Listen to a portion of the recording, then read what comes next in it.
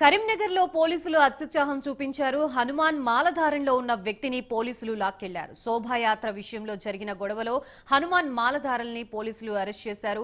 దీంతో హనుమాన్ మాలధారులు నిరసనకు దిగారు. హనుమాన్ మాలధారులకు బీజేపీ నాయకులు మద్దతుగా వెళ్లారు. దీంతో ఉద్రిక్తత పరిస్థితులు నెలకొన్నాయి.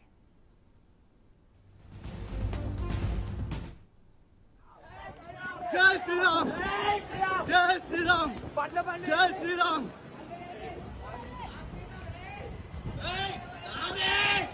జై శ్రీరామ్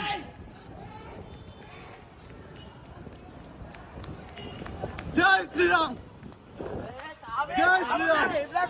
జై శ్రీరామ్ జై శ్రీరామ్ జై శ్రీరామ్ జై శ్రీరామ్ జై శ్రీరామ్ జై बोलो प्यार से बोलो जय श्री राम जय श्री राम जय श्री राम రైట్ కరీంనగర్ లో జరిగిన ఈ ఘటనకు సంబంధించి మనకి పూర్తి సమాచారం మా ప్రతినిధి నితిన్ అందిస్తారు. Nitin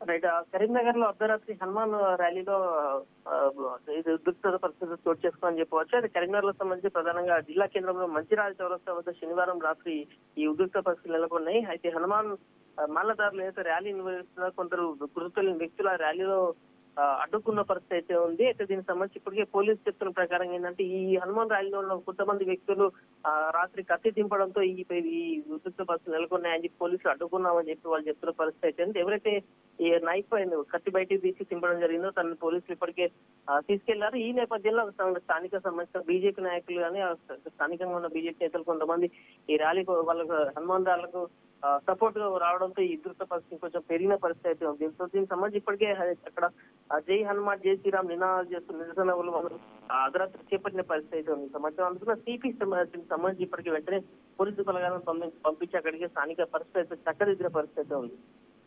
right thank you Nitin.